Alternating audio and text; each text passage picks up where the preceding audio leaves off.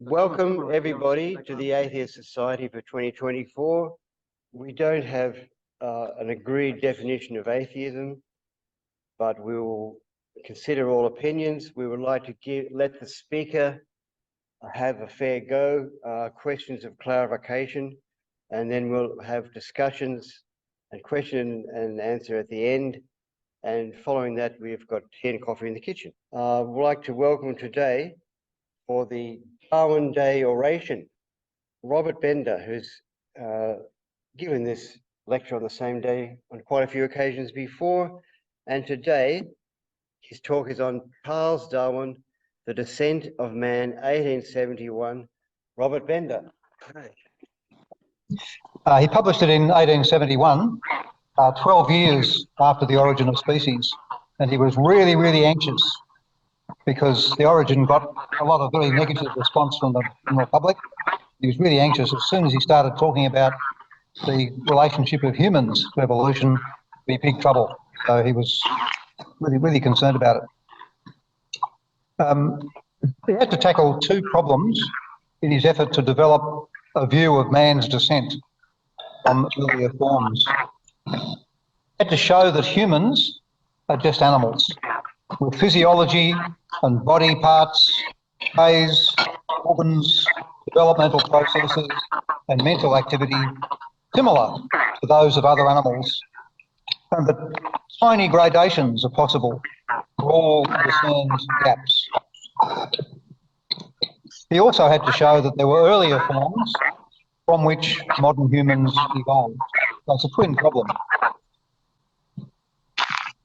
This is a quote. All the stuff in italics is from him. During many years, I collected notes on the origin or descent of man without any intention of publishing on the subject, but rather with the determination not to publish, if I thought that I should thus only add the prejudice against my views. And he was a very nervous man. I have to shift this stuff. Hang on.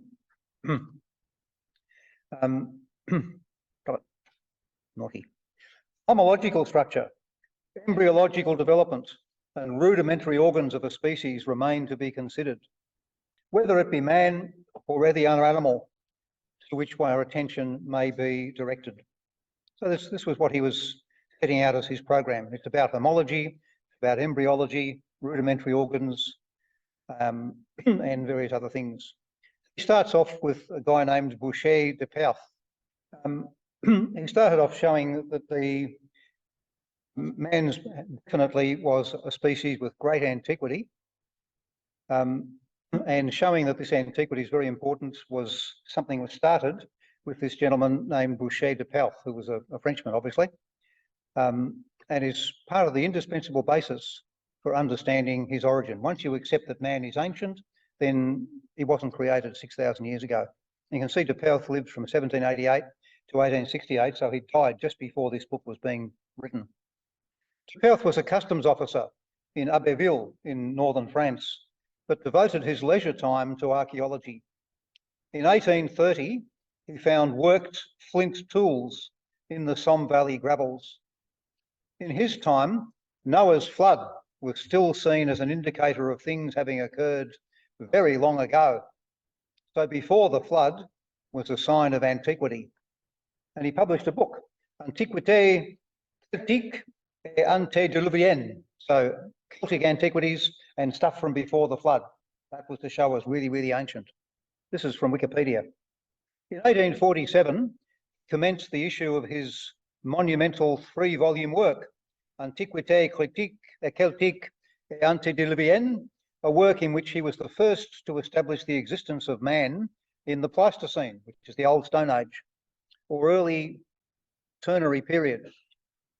His views met with little approval, partly because he had previously propounded theories regarding the antiquity of man without facts to support them, partly because the figures in his book were badly executed, and they included drawings of flints which showed no clear sign of workmanship.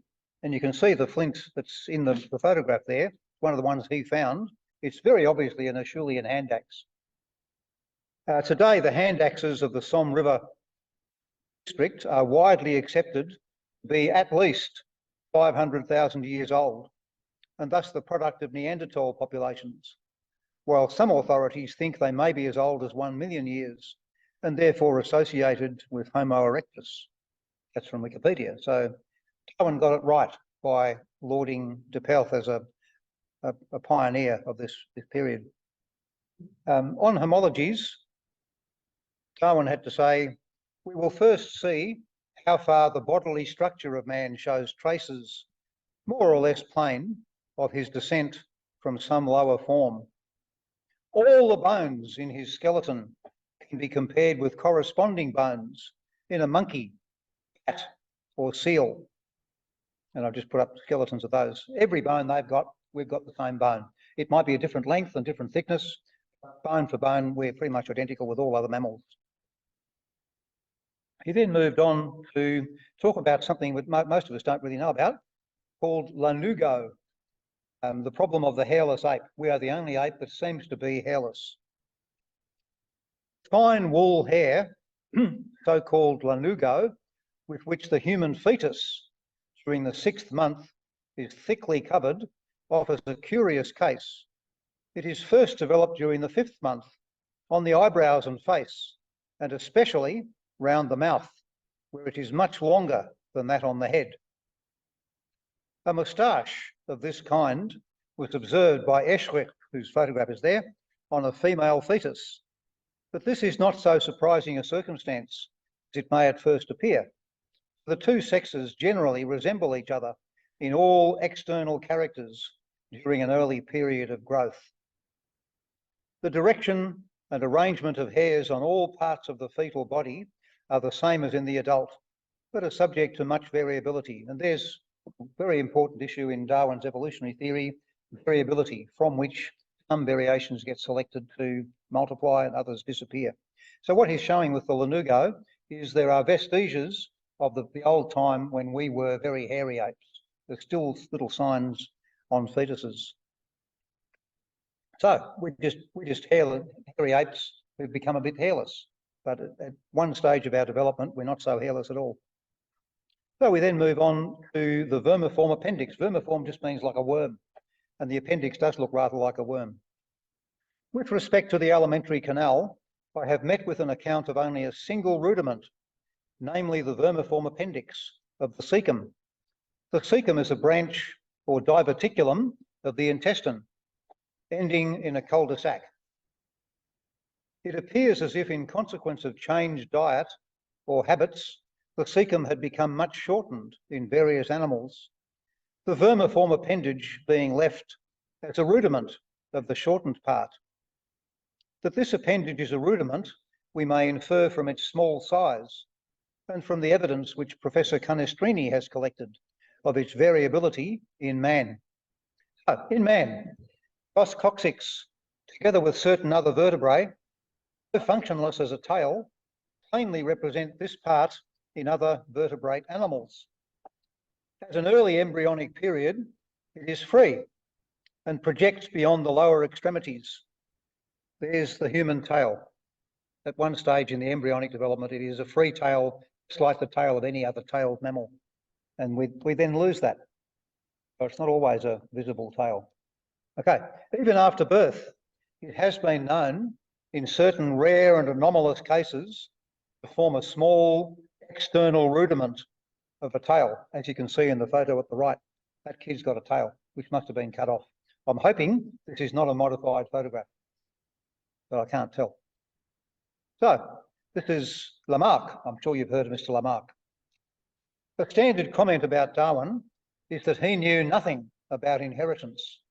Regrettably, didn't know of Mendel's discoveries from his pea experiments. His chapter about bodily differences between social classes, between occupations and so on, was a floundering around in the dark, looking for sources of inheritable variability. This is Darwin again. As the voice was used more and more, the vocal organs would have been strengthened and perfected through the principle of the inherited effects of use. and this would have reacted on the power of speech. Darwin was really a bit uncertain about Lamarck's claim that the effects of use of organs were heritable. We now know they're not, but Darwin, his theory says they're not. He wasn't really sure about it himself. So the blacksmith's arm or any other set of muscles enlarges when used continually against an external resistance, such as the weight of the hammer. If the effect were inherited, the smith's children at birth would have unusually large arms. If not at birth, then when they became adults, even though they had not used their arms excessively. There is no evidence to support this case. Okay. He then had a chapter about the development or the similarity, or if there was any, between the mental capacities of humans and other animals. My object in this chapter is solely to show that there is no fundamental difference between man and the higher mammals in their mental faculties. In what manner the mental powers were first developed in the lowest organisms is a hopeless an inquiry as how life first originated. So there's two theories there, two stages of his theory that he thought he had no hope whatever of elucidating. One, how did mind first emerge? Two, how did life first emerge? We've actually solved, to some extent, both of them since then. These are problems of the distant future, if they are ever to be solved by man.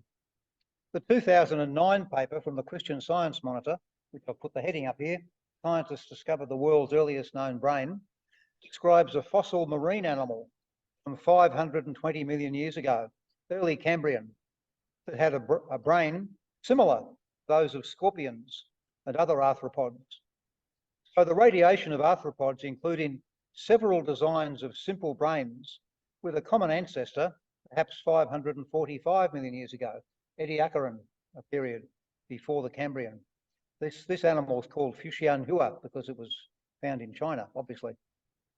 So such a discovery wasn't postponed to the distant future after all. A mere 115 years after Darwin's book, early brains developed to interpret sense impressions, mainly from sight, to help animals locate food and avoid predators. If you've got light-sensitive cells in your body, and you can detect light and shade, or you can see shapes or whatever, then that helps you to find food and avoid predators, and the brain needs to develop to interpret. What am I seeing? Night nest. He has some words to say about night nests because something was at that stage known about them. The orang in the eastern islands and the chimpanzee in Africa build platforms on which they sleep. And as both species follow the same habit, it might be argued that this was due to instinct. But we cannot feel sure that it is not the result of both animals having similar wants and possessing similar powers of reasoning. A century later, we learned from field studies that young apes are not natural nest builders, but learn from their parents how to do it. So their learning capacity is one strong similarity with humans, and much to my surprise, the descent of man has almost nothing about learning capacity to show how we are similar to other animals. To Darwin, man cannot, on his first trial, make a stone hatchet or a canoe through his powers of imitation. He has to learn his work by practice. A beaver, on the other hand, can make its dam or canal, and a bird its nest as well, or nearly as well, the first time it tries, as when old and experienced. And that, regrettably, was Mr. Darwin being speculative, because it is not true. Again, 20th century field studies of birds and beavers' learning skills they need in adulthood, showed Darwin was wrong here. Instinct is supplemented by parental teaching. It's the advantage of having family life, which almost all mammals do. And their learning is what helps them to become successful adults. Okay, some stuff about reasoning. He wanted to show whether humans have reasoning powers which are comparable to that of other species. Darwin gathered evidence of non-human animals showing they can reason, though his examples are more of learning than reasoning capacity. Obviously, they're related. Monkeys discovering that smashing eggs loses their contents, so they learn to open them gently and peel off the shell. Monkeys given lumps of sugar wrapped in paper with live wasps inside, so they learn to listen for the wasp buzz before unwrapping to avoid being stung. That's about learning. It's not about reasoning. And two lovely stories of hunting dogs running to fetch shot birds that were wounded. He's got two stories of a hunter who shot two birds. A dog can only fetch one at a time. So how does the dog solve this problem? If both birds are wounded, they might possibly fly away. The retrievers, unable to retrieve two birds together, so killed one and left it while retrieving the other, and then returned for the one they killed, which then couldn't fly away. It's pretty smart behaviour. Very like Conrad Lorenz's story in King Solomon's Ring of the male cichlid fish that was minding its young in its mouth, which is what cichlids do.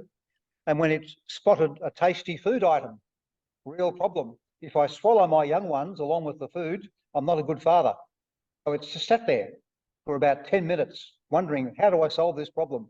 And he got a solution. It spat out the young ones, pulled the food item, and then sucked the young ones back into its mouth without swallowing them. So it got its dinner and it was a good father. But it took a little while to work out the solution to that problem. But the reasoning by the little fish is pretty amazing. So, what Darwin was wanting to show was that their behaviour is similar to those of humans, and therefore there's comparisons to be made there. Tool using. It has long been felt that the use of tools to accomplish tasks shows intelligence. Darwin. Chimpanzee, in a state of nature, cracks a native fruit, somewhat like a walnut, with a stone. Renga, who was one of his predecessors, easily taught an American monkey thus to break open hard palm nuts, and afterwards, of its own accord, it used stones to open other kinds of nuts, as well as boxes. Another monkey was taught to open the lid of a large box with a stick, and afterwards it used the stick as a lever to move heavy bodies. That's a sign of pretty smart behaviour by the monkeys. Tool use has been much studied over the 20th century, with discoveries about twigs used by chimpanzees and gorillas to fish for termites. Chimpanzees making a sponge from chewed leaves, soak up water from tree hollows. Twigs used by finches to winkle worms out of rotten wood. And bustards smashing hard-shelled eggs by flinging stones at them with a flick of the head. Darwin drew attention to tool use long before these studies, based on wide reading and wide-ranging correspondence. And the number of letters he wrote and read was just absolutely astonishing. Okay, first capacity of apes. To Darwin. We might have used our fingers as efficient instruments. For a person with practice can report to a deaf man every word of a speech rapidly delivered at a public meeting. But the loss of our hands, whilst thus employed, would have been a serious inconvenience. This is exactly what has been done in recent decades to test the language capacity of the anthropoid apes, sign language. And it has been shown that they can achieve similar language development to that of 4 to 5-year-olds. Then they plateau. So we can go further and they can't. Back to Darwin. As all the higher mammals possess vocal organs constructed on the same general plan with ours, and which are used as a means of communication, it was obviously probable, if the power of communication had to be improved, that these same organs would have been further developed. The facts of the higher apes not using their vocal organs for speech no doubt depends on their intelligence not having been sufficiently advanced. Darwin was wrong there. Ape voice boxes are not capable of the diversity of sounds producible by humans. A quote from Wikipedia again, vocal production learning is absent in the higher apes. So you got that one wrong. There's been much greater physiological study of ape voice boxes since then, and we know it doesn't work. Coco, the subject of this book by Francine Patterson, which I've got at home, who died at the age of 46 about 10 years ago, at that stage showed intelligent response to well over 2,000 words. That's pretty impressive. So the language capacity of gorillas obviously is not vocal, that they can be taught to use their fingers. And it's been done with chimpanzees and orangutans as well. So this little page from the paper by Daines Barrington, you'll see is dated 1773, and Mr. Darwin refers to it. It's one of the pioneering studies of birdsong. Sounds uttered by birds offer in several respects the nearest analogy to language. For all the members of the same species utter the same instinctive cries, expressive of their emotions, and all the kinds that have the power of singing exert the power instinctively. But the actual song and even the call notes are learned from their parents or foster parents. These sounds, as Daines Barrington has proved, are no more innate than language is in man. First attempts to sing may be compared to the imperfect endeavour of a child to babble. Young males continue practicing, or as the bird catchers say, recording for 10 or 11 months. Their first essays show hardly a rudiment of the future song. But as they grow older, we can perceive what they are aiming at. 10 or 11 months shows he was only studying a very small number of species. Birds are enormously variable, much more variable than that. Invention of sensitive sound recording devices in the 20th century enabled field study of birdsong. We now know immensely more about it, but Barrington and Darwin have been essentially confirmed and much elaborated and surpassed in their conclusion. And given that Barrington did his in 1773, that's pretty amazing. Very early, very fine bird observer. But not all birds are the same, which is the problem Darwin had to try to deal with. Comparing language ability of humans and birds has a catch, in that there are thousands of bird species, including hundreds of songbirds, and their abilities vary widely, which is something that's only been studied fairly recently. A paper I found by Bruno. Some songbird species, such as the zebra finch, develop quickly into adults, acquiring their adult song repertoire within 3 months of hatching, and are unable to learn new song repertoires as adults. That makes them very unlike humans. Another paragraph from the same paper. Other birds, like African grey parrots, develop slowly over years, living almost as long as humans, and continue learning new vocalizations as adults, with both males and females exhibiting vocal learning. So grey parrots are remarkably like us in many ways.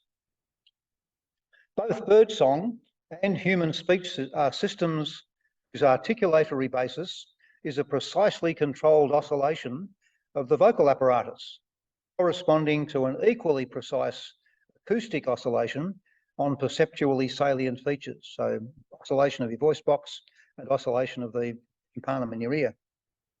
Birdsong and speech have a similar conceptual organisation in terms of complex sequences of elements drawn from a small, finite set of discrete types of articulatory and acoustic patterns.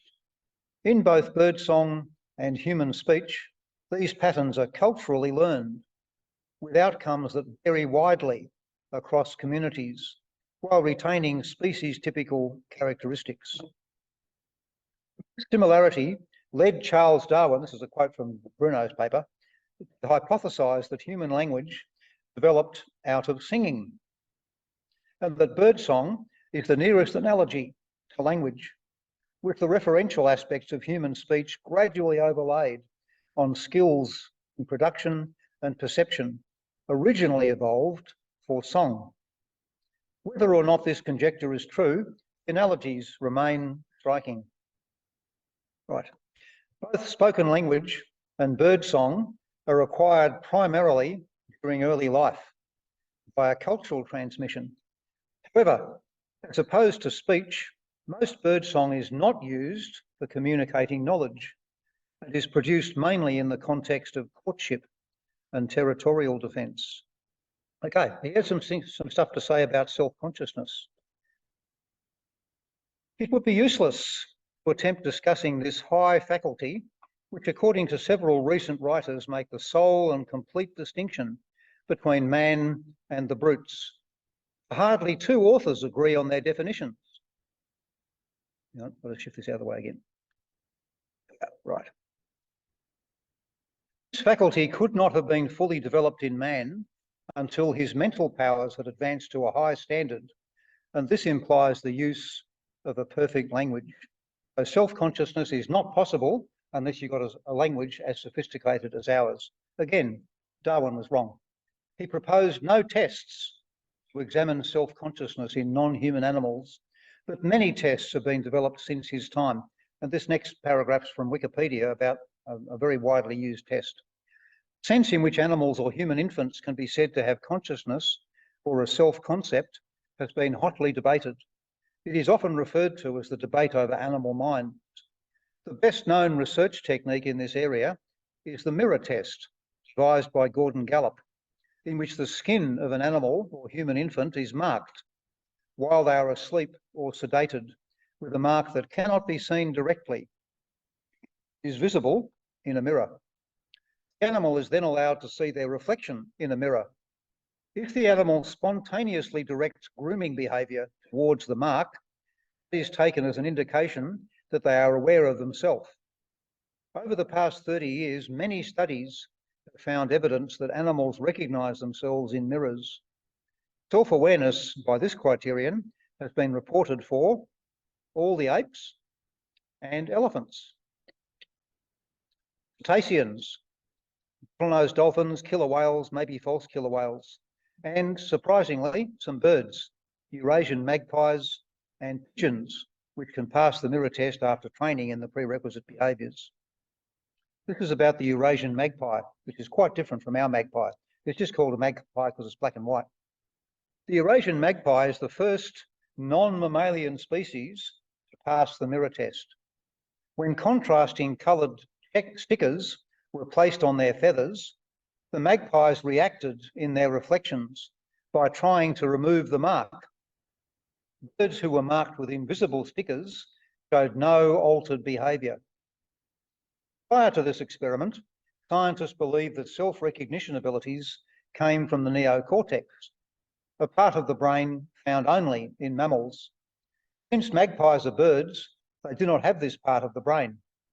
Magpies passed the mirror test shows that the ability of self-recognition can arise from different brain parts in other types of brains. It is a case of convergent evolution. This happens when similar abilities, behaviours and traits independently evolve in species that are not closely related. It's a paper from Animal Cognition. Oh, some stuff about minds. To Darwin. If no organic being, excepting man, had possessed any mental powers, or if his powers had been of a wholly different nature from those of the lower animals, we should never have been able to convince ourselves that our high faculties had been gradually developed. But it can be shown that there is no fundamental difference of this kind.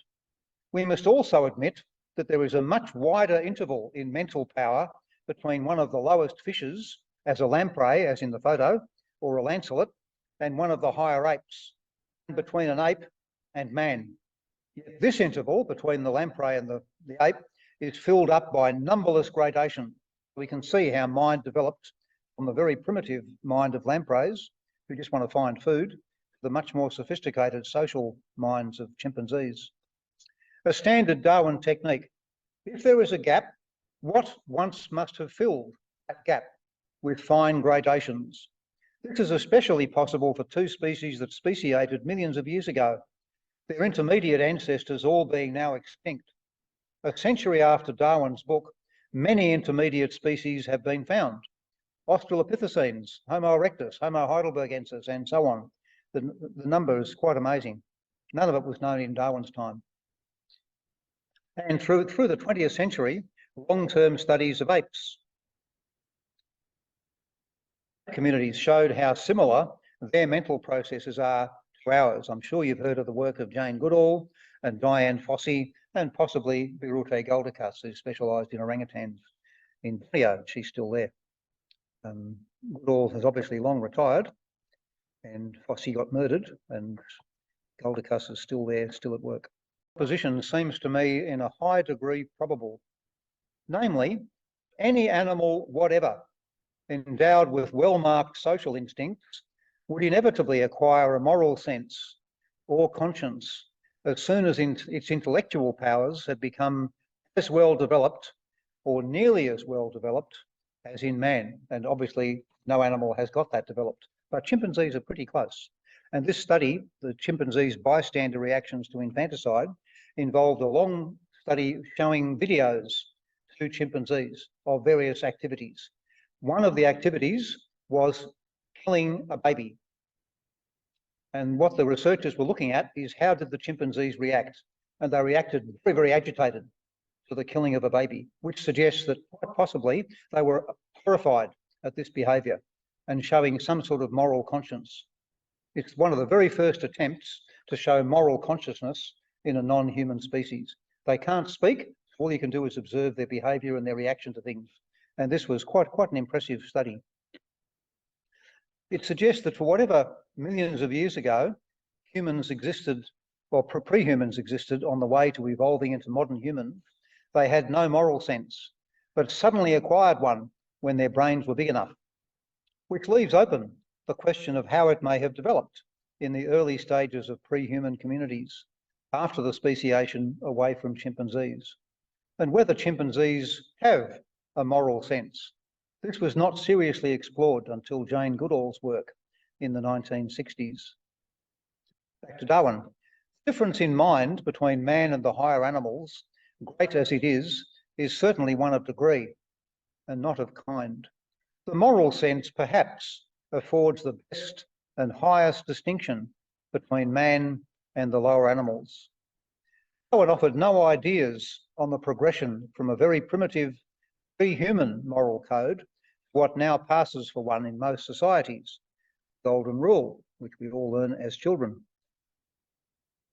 And of course, it is about parenting and care of the young. That's where moral starts. Raising them to be competent members of the adult group, of which nothing was known in Darwin's time. No one had done those sorts of studies. Darwin has nothing to say about parenting behaviour by other species, as in his time, nothing was known about it. I've got a slight diversion here to an interesting study I found when I was teaching some years ago. It's by a guy named Lawrence Kohlberg, who was a sociologist, who you can see died in 1987.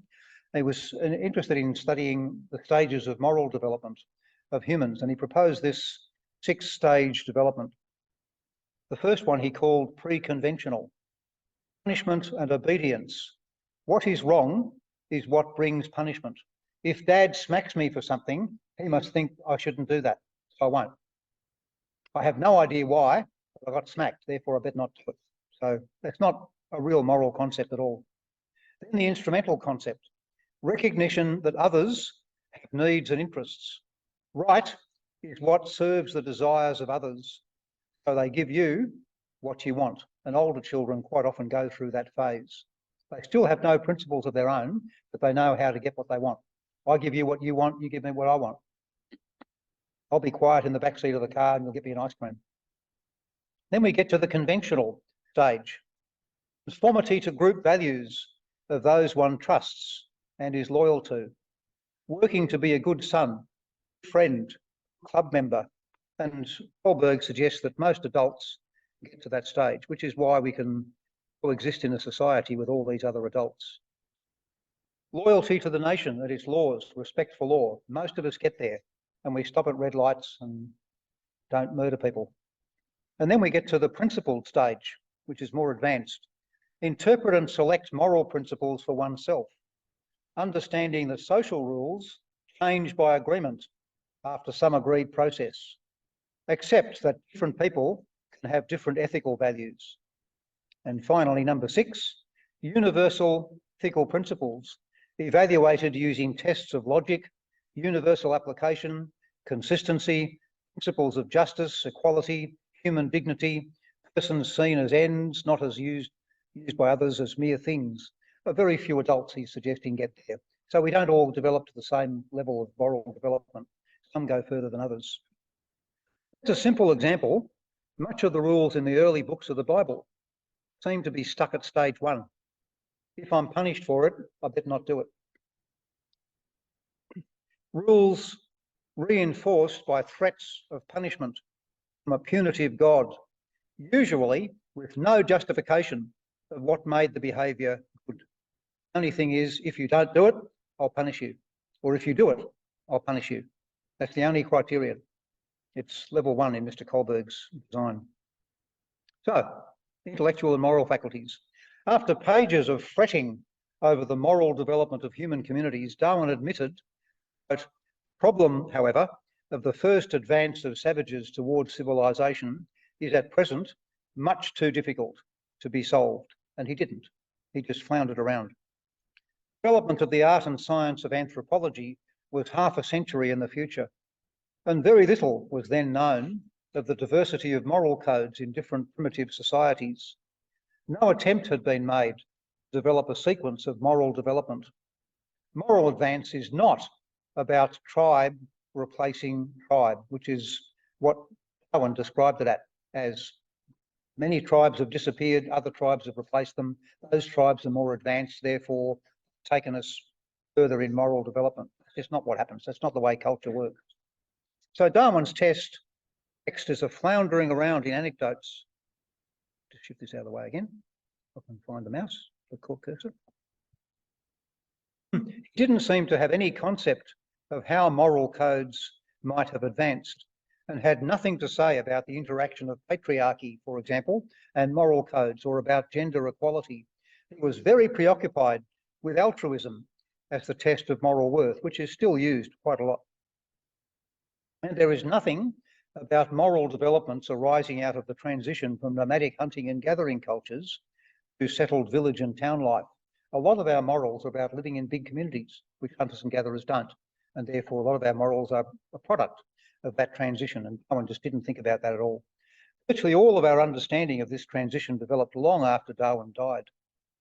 He treated mental and moral development as though they could be explained by natural selection, as in people with inferior morals die and those with better morals live.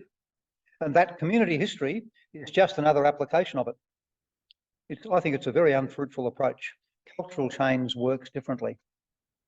So, the stuff about moral codes. No pictures on this screen because I couldn't find any. So, back to Darwin.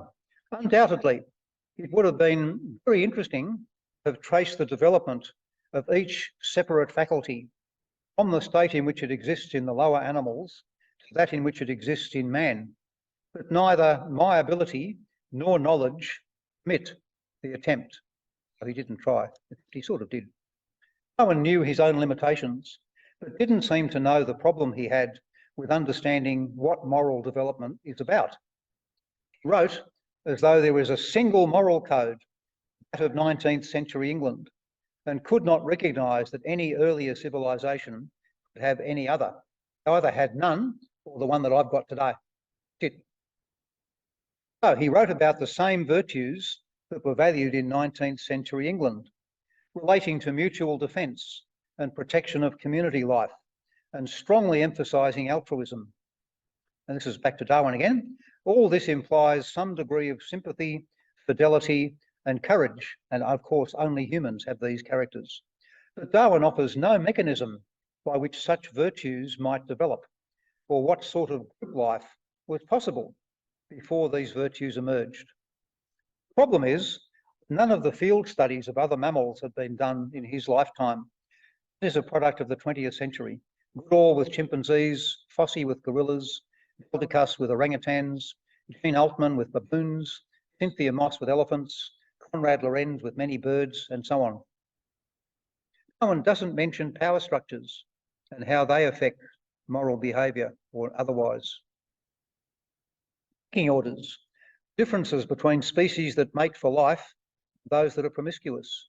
It's as though there is a single line of progress from pre-human to the moral code prevailing in England in the 1870s. To Darwin again. With savages, the weak in body or mind are soon eliminated, and those that survive commonly exhibit a vigorous state of health. We civilised men, on the other hand, do our utmost to check the process of elimination. We build asylums for the imbecile, the maimed, and the sick. We institute poor laws, and our medical men exert their utmost skill to save the life of everyone at the last moment. There is reason to believe that vaccination has preserved thousands who, from a weak constitution, would formerly have succumbed to smallpox. So only the weak succumb to smallpox. Thus, the weak members of civilised society propagate their kind. I think you can see what's coming next. No one who has attended to the breeding of domestic animals will doubt this must be highly injurious to the race of man. So we shouldn't do any of that. It is surprising how soon a want of care or care wrongly directed leads to the degeneration of a domestic race. Excepting in the case of man himself, hardly anyone is so ignorant as to allow the worst animals to breed. So are we the smartest species or are we the stupidest species? Maybe we're the stupidest. This is a proposal for some sort of eugenics program. It's an amazing statement, assuming there is no difference between domesticated animals bred for human use, for us to eat or ride or hunt with, and humans who are not bred for use in that way and may contribute value even if disabled in important ways. So our whole idea of moral behaviour has changed quite radically since Mr. Darwin in the 1870s. It then has some pretty amazing stuff to say about inequality of wealth and social classes. In all civilised countries, man accumulates property and bequeaths it to his children, so that the children in the same country do not by any means start fair in the race for success, which is something that still exercises us today. This is far from an unmixed evil, for without the accumulation of capital, the arts could not progress. And it is chiefly through their power that the civilised races, us, have extended and are now everywhere extending their range so as to take the place of the lower races, Aborigines. That's what we did. Is Mr. Darwin against that? So, Darwin accepted a serious inequality of wealth distribution as the only way to support the advancement of technology and science, which he saw as the prerogative of the children of wealthy parents. He did not see the lower classes as having among them any talented ones worth developing, and saw the Europeans, and possibly the English, as a superior race, destined to take the place of the lower races. 150 years later, we do not see that as a moral position to take, but are stumbling towards a better resolution of the issue of inequality of opportunity. So Darwin had his weaknesses. Darwin took the class divisions of his day as on the whole a good thing. He ignored all the wealthy people who contribute nothing to the advance of the arts and sciences, just live his self-indulgent and extravagant lives, using the riches of planet Earth. Back to Darwin. When we see in so many parts of the world enormous areas of the most fertile land peopled by a few wandering savages, which are capable of supporting numerous happy homes, it might be argued the struggle for existence had not been sufficiently severe to force man upwards to his highest standard. Let's shift this again. This was the argument used for generations by early European settlers in Australia, that the hunting and gathering Aborigines had done nothing with the land. Europeans were putting its productive capacity to far better use, so pushing them aside was right and proper. They had their chance and didn't use it well. This was going on in Darwin's lifetime here and in many parts of Africa, where European farmers pushed aside the local people to implement European farming practices. Darwin apparently approved of this unreservedly. It was evolution at work, the undeserving being displaced by the more deserving, all for the better. He then has some things to say about survivals of barbarism. What's the evidence that we were once barbaric? The evidence that all civilized nations are the descendants of barbarians consists on the one side of clear traces of their former low condition in still existing customs. Evidence that all civilized nations are the descendants of barbarians consists on the one side of clear traces of their former low condition in still existing customs, beliefs, languages, etc. I refer to such cases as that, for instance, of the art of enumeration, which, as Mr. Tylor clearly shows by the words still used in some places, originated in counting the fingers, first of one hand and then of the other, and lastly of the toes. We have traces of this in our own decimal system and in the Roman numerals, which after reaching the number V, which is this, changed to VI, which is that, all about hands and fingers. Which just goes to show how little was known of the cultures and social practices of early humans in Darwin's time. He should use such a simple demonstration of our barbaric origins. Many children even now learn to count using their fingers. So it is modern as well as primitive, not a survival, but a very practical technique, child learning. He has some things to say about marriage practices. This book by McLennan was published just before he wrote The Descent of Man in the 1860s. It's still in print, as you can see. It is hard to read Mr. McLennan's book and not admit that almost all civilized nations still retain some traces of such rude habits as the forcible capture of wives. Bang on the head, drag off to the cave. What ancient nation, as the same author asks, can be named that was originally monogamous? The primitive idea of justice, as shown by the law of battle, as in the battle, and God will make sure that the best person wins. So if I win, I must be the best person. But if you lose, well, you deserve it. That's the law of battle. And the other customs of which traces still remain was likewise most rude. The highest form of religion, grand idea of God hating sin and loving righteousness, was unknown during primeval times. It would be interesting to know in what way the forcible capture of wives continued into Darwin's time. It has certainly been a feature of post-one-child China due to the mass killing of female fetuses and newborns and the shortage of female adults of marriageable age 30 years later by tens of millions. But that is not survival of ancient practice. It is the emergence of a new practice in response to a new situation. Jens Worsay is one of the founders of modern archaeology.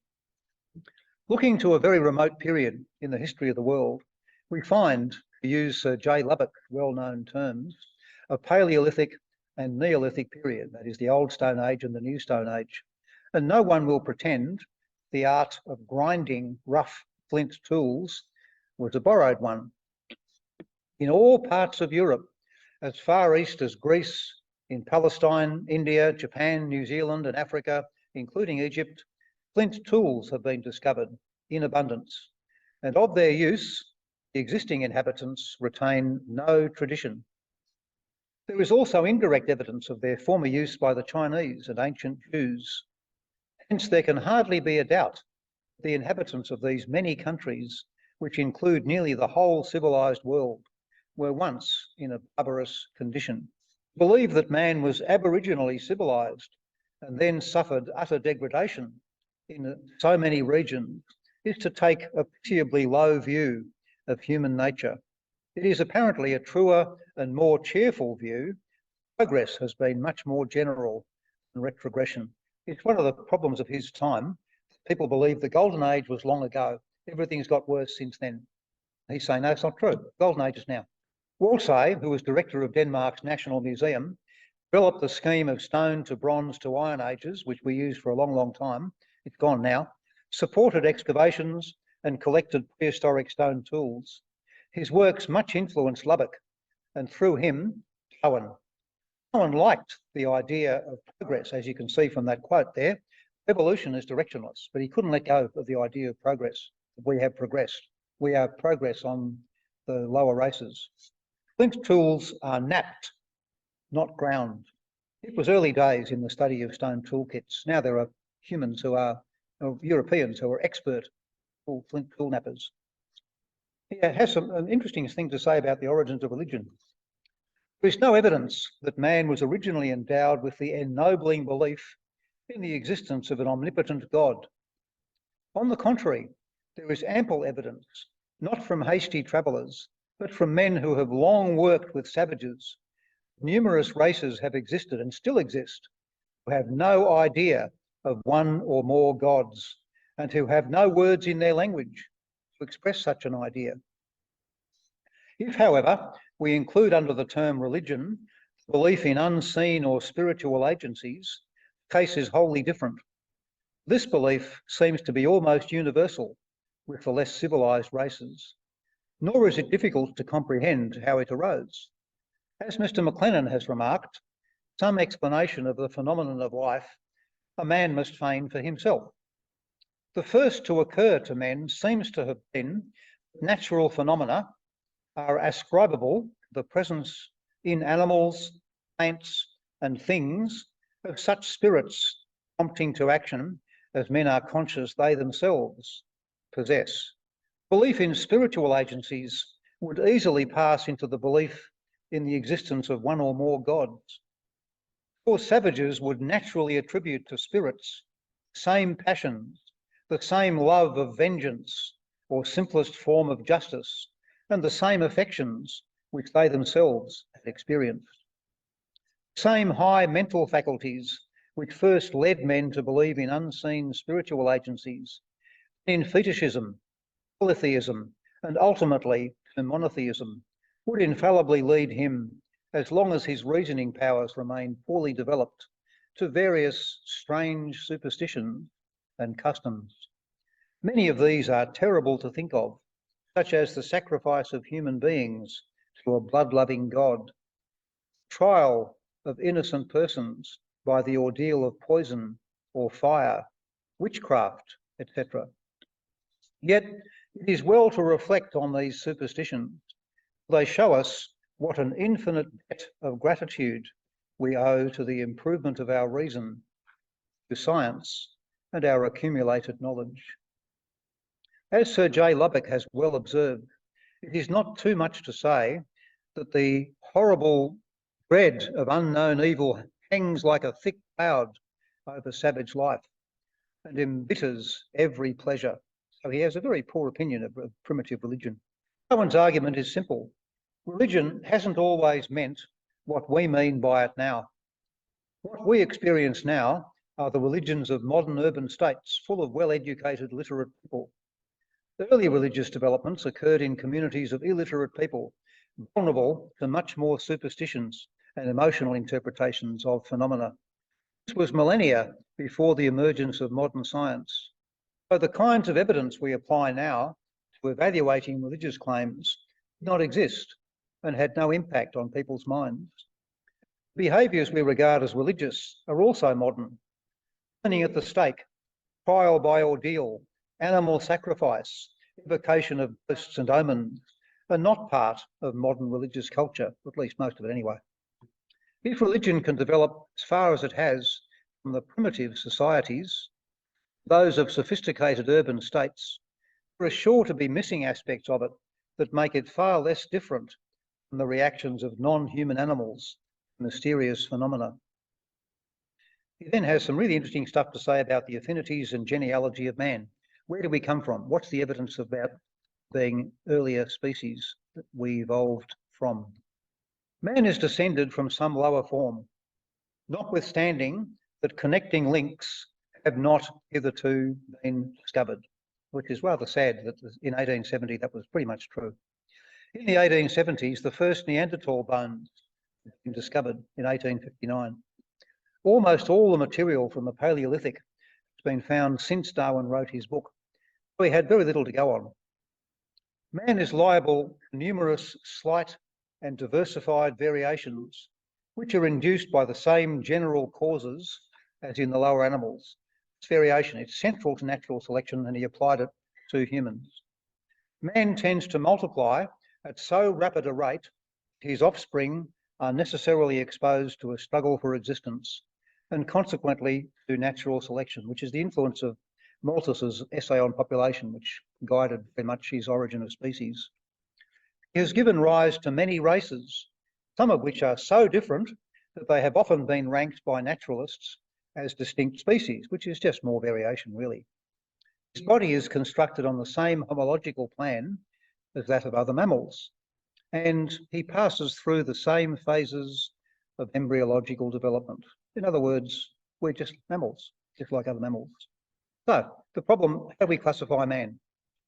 Professor Richard Owen classified monotremes, egg-laying mammals, and marsupials together, but put man in a subclass of his own, supposing humans are more different from apes than marsupials from monotremes. Darwin rejected this, as we do, as ridiculous. The system, it is now generally admitted, must be, as far as possible, genealogical in arrangement. That is, the co-descendants of the same form must be kept together in one group, separate from co-descendants of any other form. But if the parent forms are related, so will be their descendants, and the two groups together will form a larger group. The amount of difference between several groups, that is, the amount of modification which each has undergone, will be expressed in such terms as genera, families, orders, and classes. We have no record of the lines of descent, which again is because there were virtually no fossils in Darwin's time, of humans, that is. These lines can be discovered only by observing the degrees of resemblance between the beings which are to be classed. For this object, numerous points of resemblance are of much more importance than the amount of similarity or dissimilarity of a few points. They take 100 measurements, and if 5 of them show great similarity and 50 of them show great dissimilarity, then you've learned something about what's related and what's not. And it's the bigger number of observations that really matter. And this is the core of the modern concept of cladistics, which looks at many, many measures of particular species. And just because they look very like in 2 things, but they're different in 50 things, they're not related closely. If they're very alike in 50 things, but radically different in 2 things, they're pretty likely closely related. It's all about the number of items. This illustration is of a book by his great mate, Thomas Henry Huxley, which I've also had to have a look at because Darwin defers to him very, very much. Darwin was not an anatomist, and Huxley was. Dismissing the view that man belongs to a separate order. Recently, this is Darwin, many of our best naturalists have recurred to the view first propounded by Linnaeus and have placed man in the same order with the quadrumana, which is the 4-footed animals, under the title of the primates. Justice of this conclusion will be admitted if in the first place we bear in mind the comparatively small importance for classification of the great development of the brain in man. Look at all the other stuff before you look at the brain. Nearly all the other and more important differences between man and the quadrumana are manifestly adaptive in their nature and relate chiefly to the erect position of man, such as the structure of his hand, foot, and pelvis, the curvature of his spine, and the position of his head. It would be beyond my limits and quite beyond my knowledge even to name the innumerable points of structure in which man agrees with the other primates. Our great anatomist and philosopher, Professor Huxley, has fully discussed this subject and has come to the conclusion that man, in all parts of his organisation, differs less from the higher apes than do these from the lower members of the same group. The use of the higher apes and lower animals shows Darwin still hadn't thrown off the idea of a ladder of creation with humans at the apex. So he revolutionised things, but he still clung to a lot of promoted ideas. And I've got a few slides here from Mr. Huxley, which I'll try to be brief. On ape anatomy, this is not ape, this is a dog. Huxley's approach was to give a detailed account of the development of a dog, from egg to advanced embryo, through meiosis and mitosis, emergence of the early notochord, which is the middle one at the bottom there, that becomes the spine, emergence of limb buds, tail, and attachment of the placenta. And compare it with human development, which is almost identical and only distinguishable at a late stage, as is the development of all placental mammals. Therefore, we are so similar, we're one of them. Therefore, humans are just one among many thousands of mammal species. It moves on to compare skeletons of the apes with those of humans, beginning with the pelvis. The gorilla one, which is the centre, is far more like the human one on the top than it is like the gibbon, which is down below. The minor difference being adaptation to humans being bipedal. He then examines the brain pan of several primate species. It's interesting that he, as his human, Australian, whom he regarded as the most primitive human, examines the brain pan, all the drawings modified, so the brain case is the same length. So you can simply see the difference in the jaw structure, but the difference in brains is not obvious. He shows that the gorilla and some monkeys' brain cases are very similar in shape to that of humans. The real difference being the extended jaw structure with its heavy bones that conceal the brain structure. He compares the dentition of humans and several ape and monkey species, and you can see the canines gradually get smaller as you go up. There are different numbers of molars and premolars, presence or absence of a diastema gap to allow protruding canines to interlock, like so. That there is a progressive sequence with the gorilla jaw being more like the human than like the baboon or monkeys in cusps, molar, premolar patterns, and the number of teeth. The closer you get to humans, the more likely you are to see an ape which has a mouth much like ours. Someone refers repeatedly to quadrumana. The mana is this thing, which means four-handed. Huxley objected to the term and shows that the foot is distinctively different. There is no such thing as a four-handed animal. In some ways, it is just like the hand. 3 metatarsal bones in toes correspond to 3 metacarpals in fingers, with 2 in thumb and big toe. So they're very similar in some ways. The great toe is the longest, whereas the thumb is the shortest. The great toe cannot be manipulated like the thumb. Wrist does not correspond to the foot's heel. Os caulets, the heel bone, is external. Astragalus, the ankle bone, rests on it, and the scaphoid is between the tarsals and the astragalus. None of those 3 bones is in the wrist. The foot is a distinctive organ for weight bearing, not like the hand. Muscles that manipulate the fingers, the flexors and extensors, which you do, and you can see the tendons manipulate here. You can see them moving because they're all extended right up to the elbow. The toe muscles are actually completely within the foot. So they're quite different from the extensors and flexors of the hand. Pleuris longus is unique to the foot. That's this thing. The peroneus longus starts, you can see, at the knee, goes right down the leg, just like these tendons that connect to the hand, but it goes under the back of the heel and then comes up over the foot and connects to the big toe. There is nothing comparable to that in the hand of any animal. It's unique to a foot. So all the apes have feet.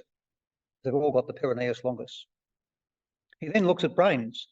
As to convolutions, the brains of the apes exhibit every stage of progress, from the almost smooth brain of the marmoset to the orang and the chimpanzee, which fall but little below man.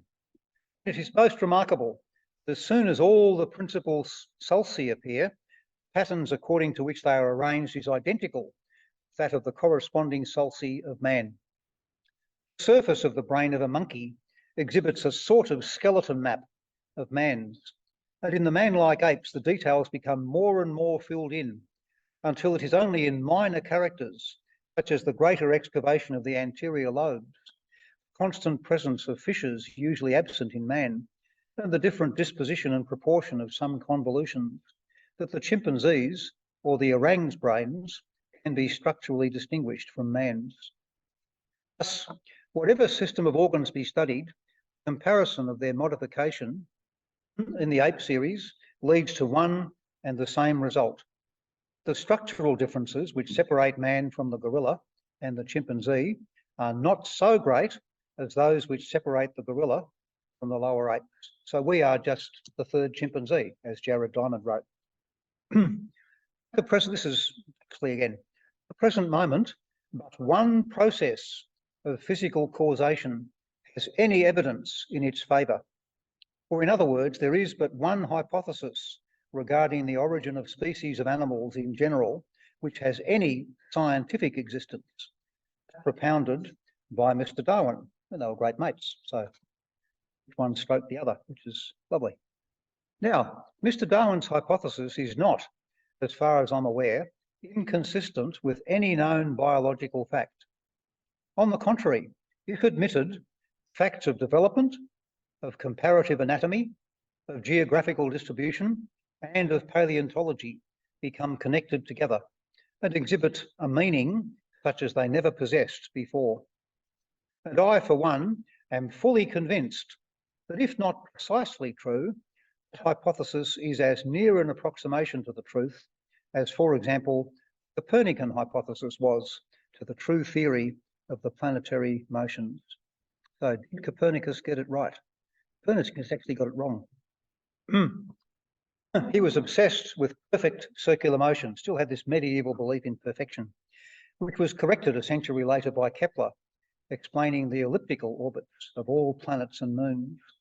But the heliocentric hypothesis is far easier to make sense of than a geocentric one, which would not assist in developing knowledge of the elliptical orbits. You couldn't have done it with geocentric theory. So we move on to the Neanderthals. Huxley wrote an essay about the discovery by Professor Hermann Schaffhausen on the first Neanderthal skeleton in a cave in the valley of the Neander River in 1857. The skull had a brain capacity very close to that of modern humans. All facial bones were missing, probably the failure of the excavators to collect small bones. The brow ridges were very different from the brows of modern humans. Its leg and arm bones were much thicker than ours. Huxley obtained a cast and photographs which assisted his analysis. They've got almost a complete skeleton, just unfortunately the face is missing. Huxley measured the brain volume among many other measurements and found it little different from modern humans, which are very variable. In fact, one of the astonishing things in his study is that the smallest brained human has a brain half the size of the largest. It's a pretty amazing variation. We all think we're all 1400 cc, and it's not true, not quite, especially since The Hobbit. This created a problem. If our nearest relatives are the great apes that have much smaller brains than ours, then there must be a long history of pre-human species with ever larger brains. But the only one known of in Darwin's time was the Neander skull, with a brain pan a bit larger than ours. In fact, it's now known that the average brain size of Neanderthals was 2000 cc. Ours is 1400. So they were smarter than us, if brain size counts, which it doesn't. So the orangutan's average is about 375 cc. Chimpanzees vary from 300 to 500, gorillas mostly 500, and a few very large individuals having brains around 700 to 750. Humans are normally around 1400 or more. So how did we get here from there? It's the question that Huxley and Darwin had to face. In Huxley and Darwin's time, there were no methods of absolute dating of ancient material. That didn't come till the discovery of radioactivity in the 1890s after Darwin was dead. So nobody had any idea how long ago the speciation event occurred, separated the three closely related apes, and nobody knew how ancient the Neander person was. We now are reasonably sure that the most ancient Neanderthals are from about 430,000 years before the present. They were most abundant from 130,000 to around 40,000 before the present, and they disappeared in southern Spain about 28,000 years before the present, before the last ice age. But the chimpanzee-human split is dated to about 6 million years before the present. And Neanderthals lived only 7.5% of that period back in time. Brain development was virtually complete by then. So of course their brains are about as big as ours because they lived at almost the same time. Darwin then discusses how much weight we ought to assign in our classification to strongly marked differences in some few points, that is, to the amount of modification undergone, and how much to close resemblance in numerous unimportant points, as indicating the lines of descent or genealogy. The latter appears the most correct, as giving a truly natural classification, and all the cladistics people would agree totally with that. To form a judgment on this head with reference to man, we must glance at the classification of the Simiardi, which is monkeys. This family is divided by almost all naturalists into the catarrhine group, which have downward noses and a narrow septum, like mine, or old world monkeys, so I'm an old world monkey, all of which are characterized by the peculiar structure of their nostrils and by having 4 premolars in each jaw, that is 2 on each side. Into the Platyrrhine group, which have flat noses and a wide septum, which I haven't, so I'm not one of them, or New World monkeys, all of which are characterized by differently constructed nostrils and by having 6 premolars in each jaw, 3 in front of the molars, between the molars and the incisors. Now, man unquestionably belongs in his dentition, in the structure of his nostrils, to the catarrhine, or Old World division. Anthropomorphous apes, namely the gorilla, chimpanzee, orang, and Hylobates, which is the gibbon, are separated as a distinct subgroup from the other Old World monkeys by most naturalists. If the anthropomorphous apes be admitted to form a natural subgroup, as man agrees with them, not only in all those characters which he possesses in common with the whole catarrhine group, but in other peculiar characters, such as the absence of a tail and of callosities, like no big pink bits on the bum, and in general appearance, we may infer that some ancient member of the anthropomorphous subgroup gave birth to man. Every naturalist who believes in the principle of evolution will grant that the 2 main divisions in the Simiardi, namely the catarrhine and Platyrrhine monkeys, have all proceeded from some one extremely ancient progenitor. And that's just a confession. He had no idea how ancient that would be. There was just no techniques in his time for sorting that out. Early descendants of this progenitor, before they had diverged to any considerable extent from each other, would still have formed a single natural group. Some of the species, or incipient genera, would have already begun to modify to indicate by their diverging characters the future distinctive marks of the catarrhine and Platyrrhine divisions. And this diagram up here, which is about the family tree of all the apes and monkeys and lemurs and whatever, is what I want to talk about now briefly. The divergence of monkeys from lemurs, which you can see just here, is 63 million years ago. The asteroid that destroyed the dinosaurs was only 3 million years before that. So the monkeys and lemurs separated very, very soon after the dreadful event. It's called the KT boundary. The Old World monkeys and the New World monkeys diverged, you can see, 42 million years ago. So that's a long time ago. Why did that happen then? Because North America and Europe were once one continent and they split apart and drifted away. One lot of monkeys in one continent, a lot of monkeys in the other continent. So it's because of the separation of those continents by the Atlantic Ridge that we have Old World and New World monkeys. Apes diverged 18 million years ago. So there's the beginning of the apes, about there, with the Hylobates, the gibbon, leaving us as a group first. And the last division was humans and chimpanzees about 6 million years ago. So we now have the techniques to do that. Darwin had none whatever. It was all just guesswork with ancient and very ancient and extremely ancient and so forth. Not very helpful. But that was the best he could do at the time. And it's just miraculous that he could do as much as he could in his time. So on the birthplace and antiquity of man, where did man come from?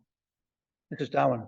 We are naturally led to inquire, where was the birthplace of man at that stage of descent when our ancestors diverged from the catarrhine stock? The fact that they belong to this stock clearly shows they inhabited the Old World. of which we're standing on a bit of it. Not Australia, nor any oceanic island. It was on a major continent. In each great region of the world, living mammals are closely related to the extinct species of the same region. It is therefore probable that Africa was formerly inhabited by extinct apes, closely allied to the gorilla and chimpanzee. And I assume you recognise the two photos I've used as illustrations there.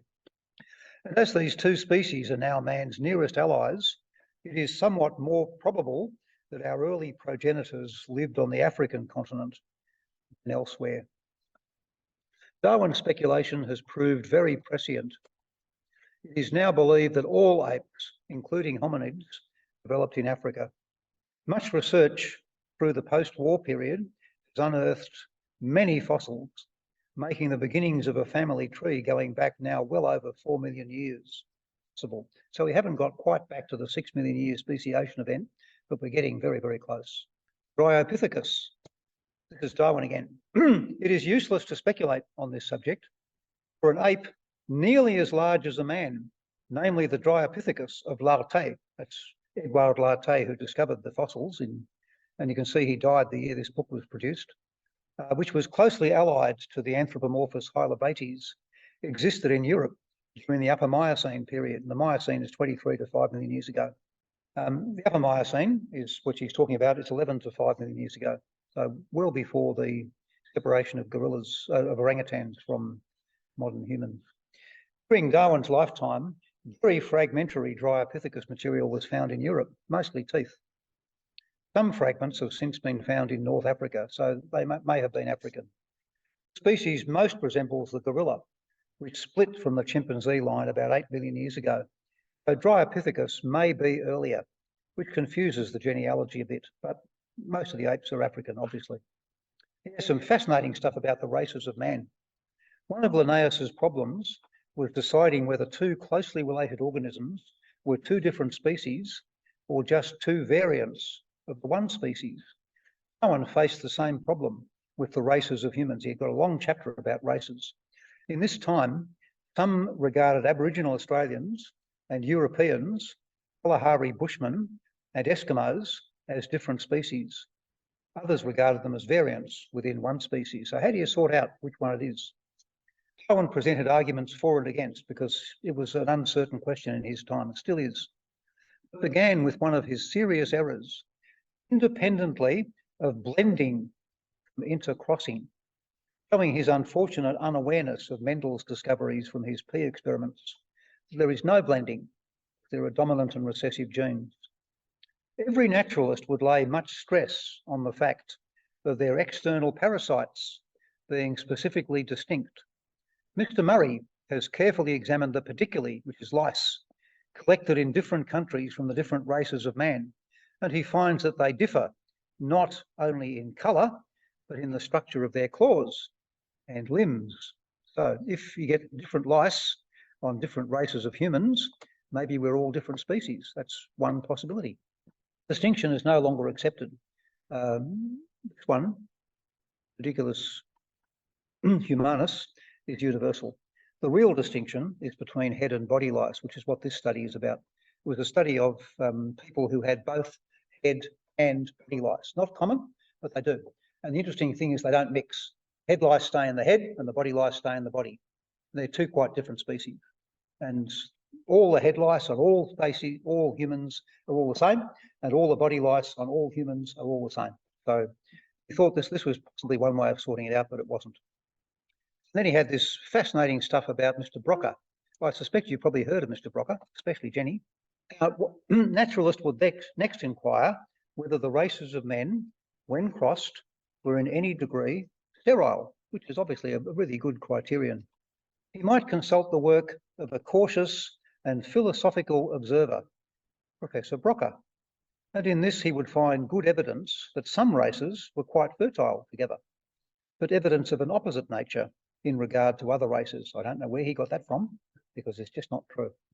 Broca is most famous for his study of Broca's area, the speech centre on the left brain. It's the first demonstration of localised brain functions. We now know there's hundreds of them, but this was pioneering stuff. But there were other bits to Mr. Broca. This is from Wikipedia. He was engaged in comparative anatomy of primates and humans and proposed that Negroes were an intermediate form between apes and Europeans.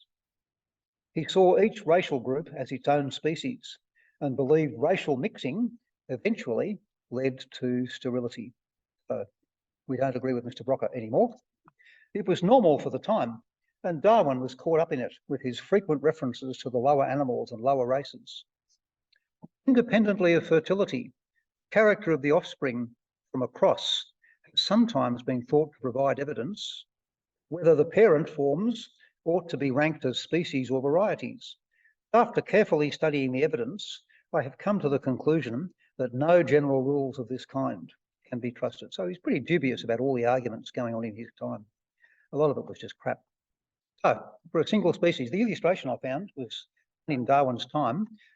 It's of this man sitting at the right side of the table, who's obviously a Negro, the woman sitting at the left, who's Portuguese, and they're man and wife, and they're their two children sitting under the table.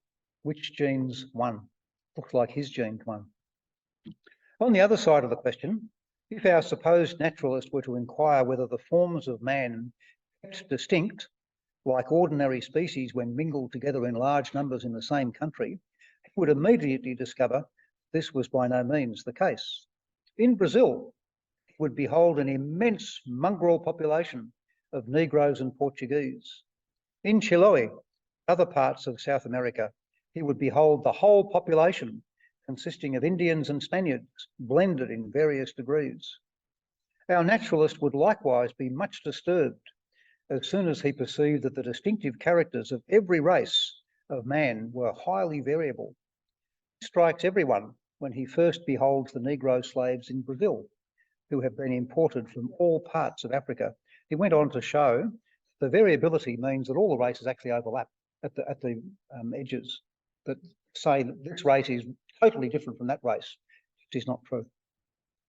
The obvious one is the North American natives and the Chinese, because that's the people who got across Bering Strait. They were descendants of the Chinese.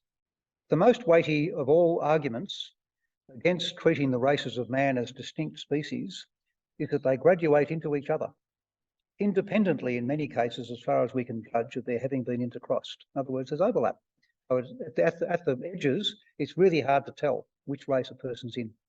There is the greatest possible diversity amongst capable judges, whether he should be classed as a single species, or as two, as Viry claimed, or three, Jacquinot, or four, Kant, or five, Blumenbach, or six, Buffon, or seven, Hunter, or eight, Agassiz, or 11, Pickering, or 15, Berry St. Vincent, or 16, Moulin, 22, Morton, 60, Crawford, or 63. So how many species of humans are there? Are there 1 or 63 or somewhere in between? It was just an amazing argument at the time. And then we have Mr. Vogt, who had this very successful book in his own time, which Darwin had to deal with. These naturalists who admit the principle of evolution, and this is now admitted by the greater number of rising men, will feel no doubt that all the races of man are descended from a single primitive stock, whether or not they think fit to designate them as distinct species, for the sake of expressing their amount of difference. Darwin diverted to consider the idea that human races long ago were more different than now and have since converged, as proposed by Carl Vogt in his Lectures on Man from 1864, not long before Darwin's book, and he just dismissed it. It would be extremely rash in most cases to attribute convergence to a close similarity in many points of structure in beings which had once been widely different. With organic beings, we should bear in mind the form of each depends on an infinitude of complex relations, namely on the variations which have arisen, those being due to causes far too intricate to be followed out, on the nature of the variations which have been preserved, and in still higher degree on the surrounding organisms with which each has come into competition. It's so complex. One of the obvious ones is the Tasmanian tiger and the wolf, which obviously are convergent, but it's very, very obvious they had different origins. Their internal structure, their limbs, their jaws were just radically different. They were not diverging, they were converging from very, very different origins, and they would never unite and be identical. Never. Not possible. Things just don't do that. He had finally finished up at the end of his book in some stuff on believing in God. Belief in God has often been advanced as not only the greatest, but the most complete of all the distinctions between man and the lower animals. It is, however, impossible to maintain that this belief is innate or instinctive in man. On the other hand, a belief in all-pervading spiritual agencies seems to be universal and apparently follows from a considerable advance in the reasoning powers of man and from a still greater advance in his faculties of imagination, curiosity, and wonder. I am aware the assumed instinctive belief in God has been used by many persons as an argument for his existence. But this is a rash argument, as we should thus be compelled to believe in the existence of many cruel and malignant spirits, possessing only a little more power than man. For the belief in them is far more general than of a beneficent deity.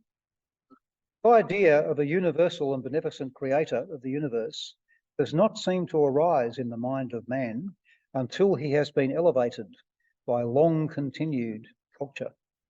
So his wife was quite pious, and he tried not to offend her fairly obviously, but it was a very difficult dilemma for him. The bulk of Darwin's book is devoted to his great discovery of sexual selection, possibly for another day. What I've been talking about is the first 100 pages of a 500-page book. So if you want the whole 500 pages, we'll be here for another week. He finishes up with a summary chapter. The main conclusion arrived at in this work, namely that man is descended from some lowly organised form, will, I regret to think, be highly distasteful to many persons, but there can hardly be a doubt that we are descended from barbarians.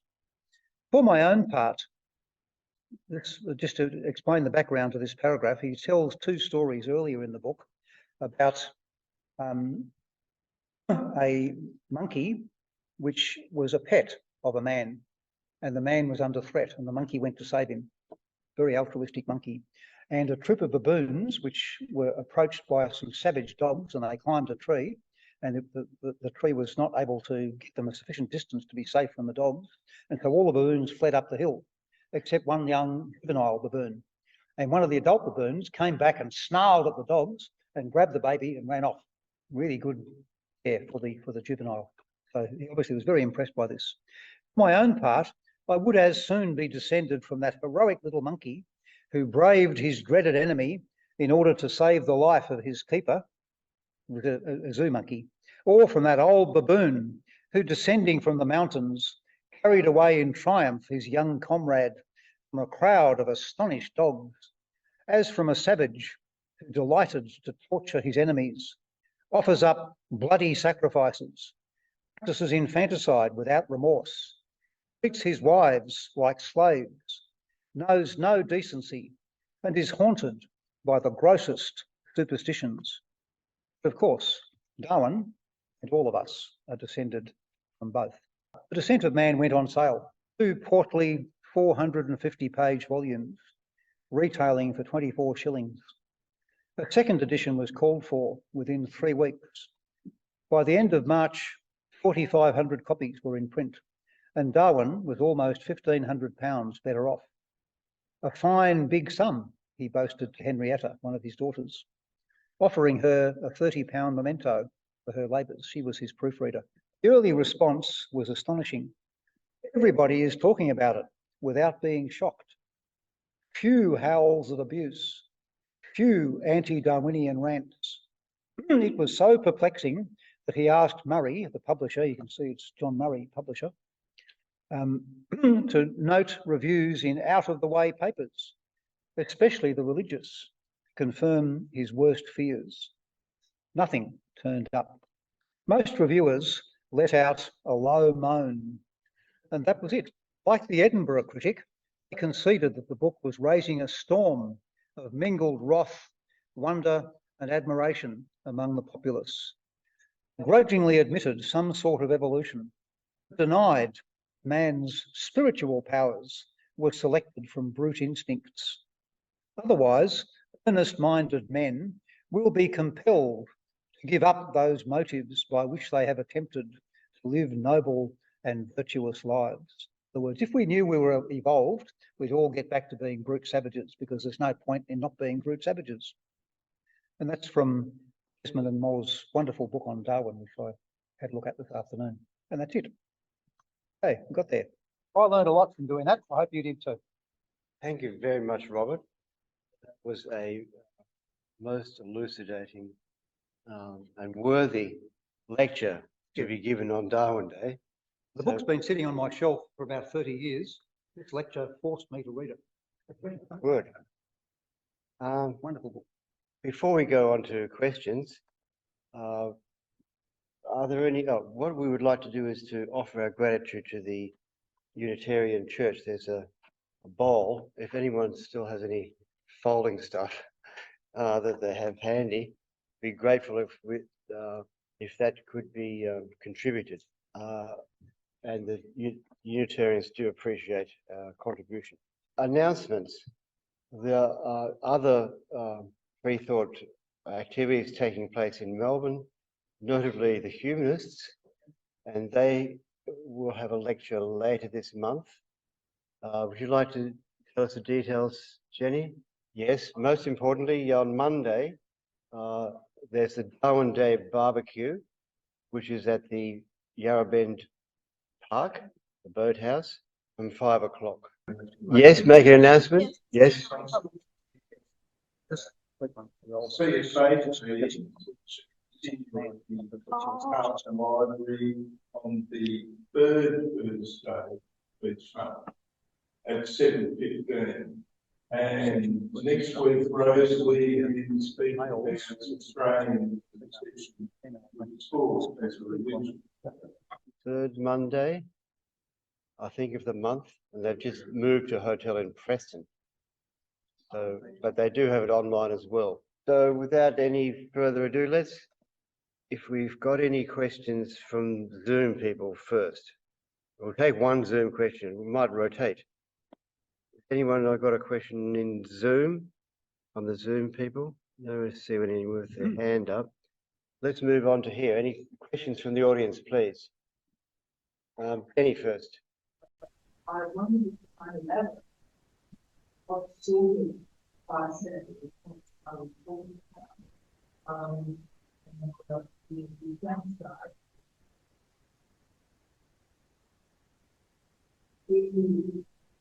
Who is being sacrificed? Is it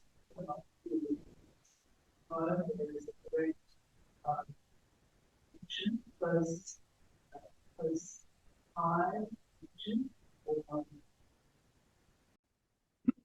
The study by those authors, they were simply showing videos, and given the slaughterhouses that humans use to slaughter all sorts of things, and their enormous preference for very young animals, people who love eating lamb and veal and so on, the slaughter of babies is very, very common. So what they did was they showed short videos, 2 or 3 minutes, to bunches of chimpanzees. And what they were looking for is how attentive were they and how calm were they. If they were very attentive for a long time, obviously this video, the subject of it, really interested them. If they got very agitated, obviously they were really worried about what they were seeing. And they could recognise that it was a film of real things that they were seeing. And so they showed them many, many scenarios, most of which left them quite calm. But they popped in this one about the death of infant animals, and that got all the chimpanzees extremely attentive and very agitated. And they suspect that the animals were really upset to see this killing going on of infants, because chimpanzees are very, very caring towards their own young. They don't kill them. And the suggestion is that it's quite possible that this shows that these chimpanzees have some rudiments of some sort of moral sense. In fact, Jane Goodall, with her wonderful studies of chimpanzees at Gombe, found the same sort of thing. That the parenting behaviour by all the mothers was just wonderfully similar to humans. In fact, she said in her book about her little boy that she actually learnt a lot about mothering from the chimpanzees. They taught her to be a good mother because they were such good mothers. At the same time, she discovered that chimpanzees engage in warfare. There was one clan of chimpanzees which set out deliberately to murder all the males of the neighbouring clan. And one by one they did so and took over their territory and their females. So they have the same two-sided or many-sided character as we have. We have very strong moral sense, but we're killers. We're engaged in massive killing in several places around the world now. So our moral sense doesn't stop us from doing horrible things. And chimpanzees are much the same. The question is, do they have a moral sense at all? It's really hard to study. And these people think that the reactions they got from chimpanzees who were watching these videos of infanticide showed at least some rudiments of a moral sense. But it's really hard to interpret. And no doubt there is room for alternative interpretations. Robert, just for the benefit of the Sioux people. Move behind. Yes, sir. Sorry. So I can be seen on the screen. Yep. Yep. Sorry. What? Can I ask, what's the difference? Can you speak up? I'm going a bit deaf in the old age. When was the origin of species published in relation to 1859. So 12 years before this one.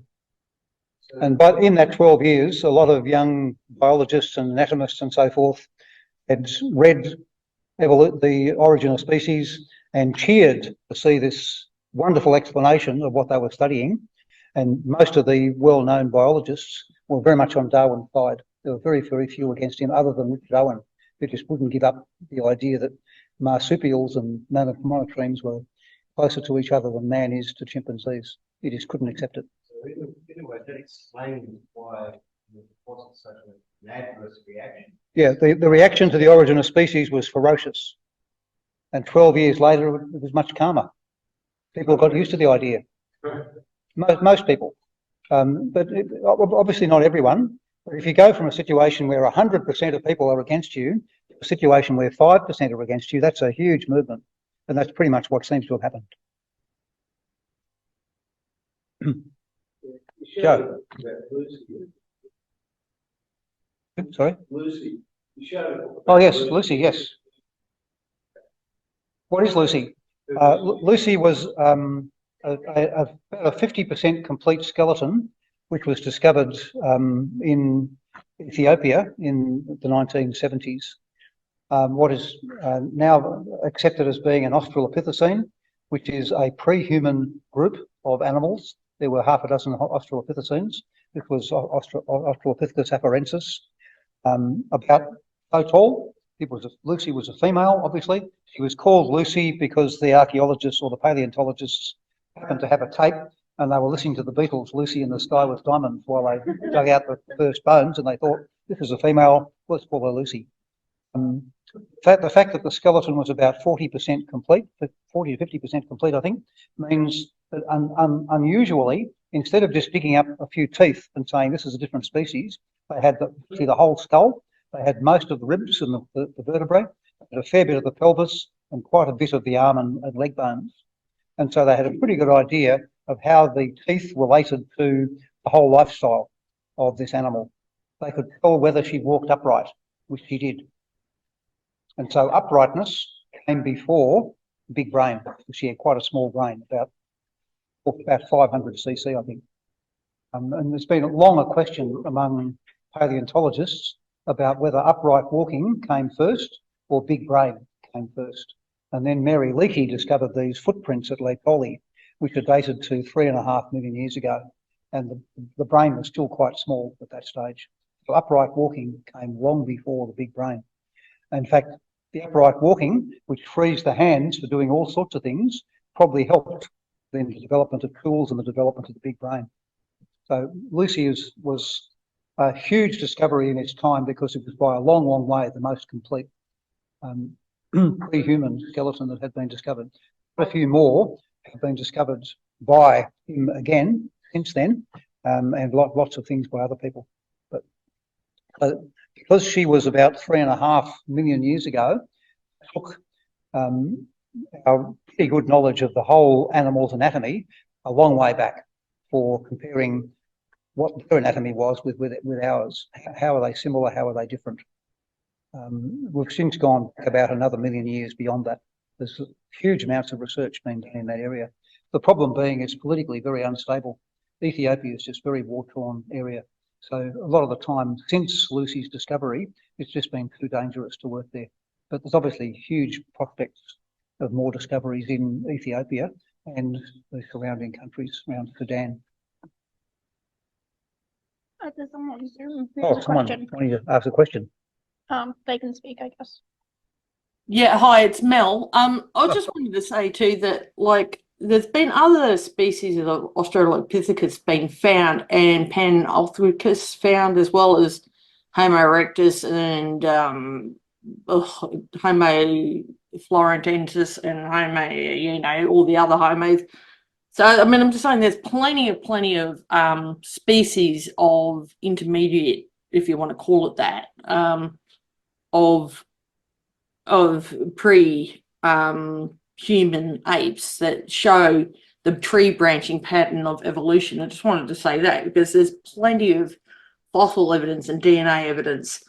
Because I don't know if everybody else is aware that we have, a certain number of chromosomes, but gorillas have 2 chromosomes more, but all humans' chromosome 2 shows signs of fusing. So that is incontrovertible evidence of evolution that we have descended, because they have got, humans have get, 23 chromosomes usually from both parents, although that changes. But like gorillas get more than that, 2 more than that, but all humans' chromosomes have chromosome 2 being fused. So I don't know if anybody else is aware of that. So yeah, the small difference in the number of chromosomes mean crossbreeding humans and the other apes is not possible because they're just not compatible. So it'd be a crazy thing to do, but it can't be done anyway because the chromosomes wouldn't match. That's debatable at best, because we interbred with Homo sapiens and we also interbred with Denisovans. That's a fact. And we probably interbred with other species as well. But we've interbred with 2 other human species, Denisovans and Homo neanderthals. So obviously it's possible, but could we interbreed with gorillas? No, probably not. It's possible to cross lions and tigers. So because they have speciated fairly recently, like within the last 2 or 3 million years, they're similar enough, have equal numbers of chromosomes, and you can cross them. The reason they don't breed is they live in different continents. But also too, you usually end up, not always, but you usually end up with an infertile, sterile result of a crossbreeding of lion and tigers. Not always, obviously there are some, but most of them are infertiles. Like mules. It's the same thing with horses and donkeys. You can cross them because, again, they speciated fairly recently. Yep. If they speciated 30 or 40 or 50 million years ago, you can't possibly cross them. They're too different. Yeah, you end up with an offspring that is sterile or doesn't survive. We can't crossbreed with the Australopithecines because they're all dead. They died out millions of years ago. But it's not possible to extract DNA from anything that died that long ago. No, it's like Jurassic Park and their mosquitoes in amber. That's just nonsense. That's a load of dung. Yeah. But it does open up the question of how do you define whether something is Australopithecus or Homo.